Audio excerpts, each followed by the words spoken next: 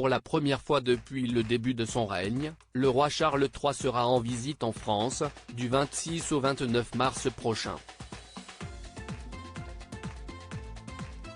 Évidemment, le souverain de 74 ans a prévu de poser ses valises dans des villes incontournables de l'Hexagone telles que Paris ou encore Bordeaux. Cependant, ce déplacement officiel est la source de nombreuses inquiétudes. La raison ? Comme l'ont dévoilé nos confrères du Parisien, ce mardi 21 mars, certains membres de l'exécutif craignent que les manifestations organisées pour contester l'adoption de la réforme des retraites entachent la venue du fils d'Élisabeth II. Pire encore, un proche d'Emmanuel Macron a alerté sur les risques que comportait la descente des Champs-Élysées qui a été organisée. On n'est pas à l'abri d'un mouvement de foule qui dégénère pour saper la cérémonie, a-t-il averti.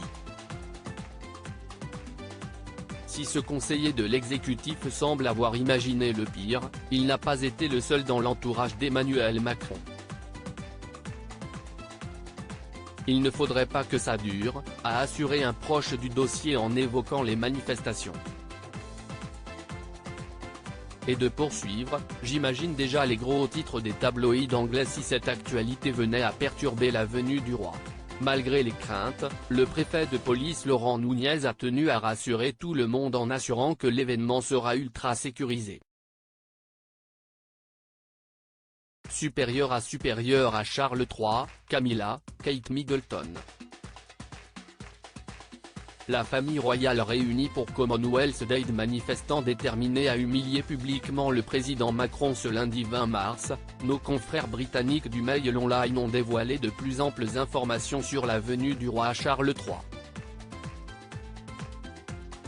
Ils ont notamment indiqué que l'actualité française pourrait avoir une incidence sur la logistique et que les assistants royaux prendraient conseil auprès du ministère britannique des Affaires étrangères et des autorités françaises. Même si pour l'instant, le programme du roi et de la reine consort n'a pas encore changé, Buckingham Palace est inquiet car le palais de l'Élysée, où seront reçus les invités, pourrait représenter un pôle d'attraction à haut risque pour les manifestants déterminés à humilier publiquement le président Macron. Article écrit en collaboration avec 6 médias. Crédit Photo, agence.